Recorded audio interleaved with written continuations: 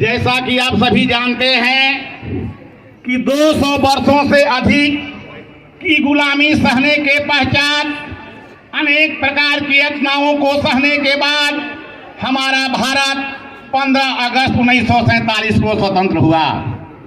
जब हमारा देश आजाद हुआ तो हमारे देश के जितने भी राजनीतिज्ञ थे, जो बुद्धिजीवी लोग थे, उनके लिए एक संविधान की आवश्यकता महसूस हुई, क्योंकि इस दिन से पूर्व हमारे देश का जो संविधान था वो अंग्रेजों के बनाए हुए अत्याचारपूर्ण एवं दोषपूर्ण संविधान के माध्यम से चलाया जा रहा था।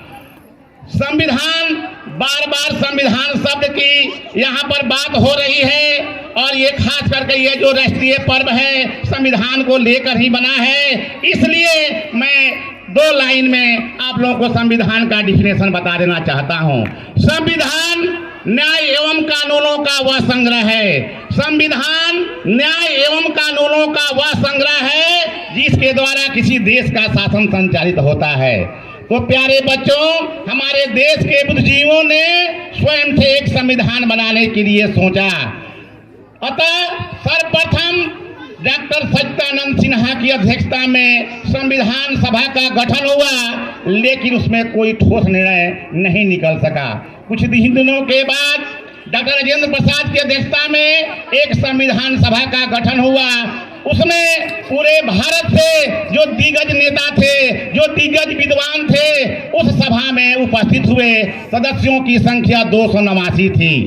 सभी लोगों से राजेंद्र बाबू ने संविधान बनाने की बात कही कि आप सभी लोग भारत का संविधान जल्द से जल्द बनाएं, क्योंकि बिना संविधान का हमारा देश अच्छा ढंग से चल नहीं सकता है। सभी लोगों से कहा गया। अंततः सब वहां सभा में सन्नाटा छा गया, मौन छा गया। सबकी नजरें भीमराव अंबेडकर पर आकर टिक गई। जितने भी लोग थे सबकी निगाहें आकर के डॉक्टर भीमराव अंबेडकर पर टिक गई। मैं भीमराव अंबेडकर के बारे में 2 पंक्ति बता देना चाहता हूँ।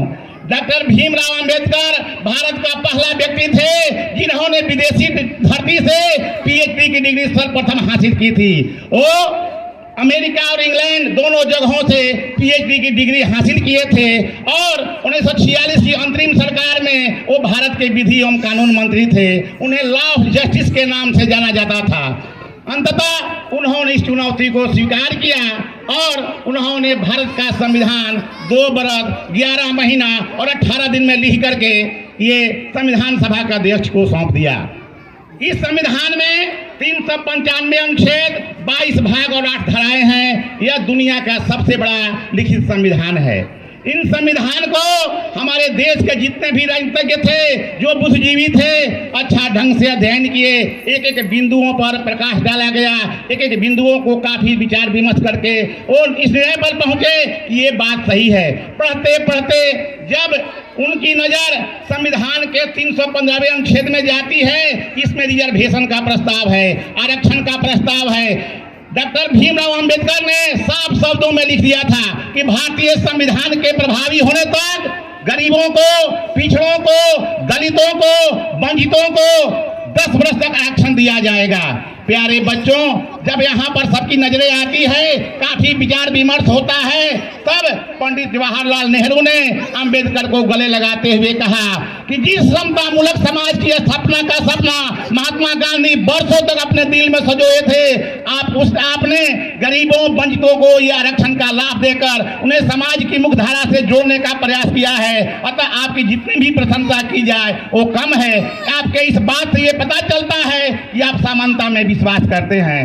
प्यारे बच्चों, वही जो संविधान है 26 जनवरी 1950 को लागू हुआ, उसी के उपलक्ष्य में यह जो पावन राष्ट्रीय पर्व है हम लोग प्रति वर्ष वर्षगांठ के रूप में मनाते हैं और मनाते रहेंगे।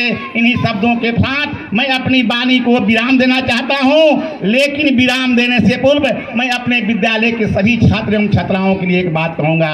अपने विद्यालय के सभी छात्र छात्राओं के लिए एक बात कहूँगा कि जो पानी से नहाता है वो लिबास बदलता है, जो पानी से नहाता है वो लिबास बदलता है, और जो पसीने से नहाता है वो इतिहास बदलता है। धन्यवाद।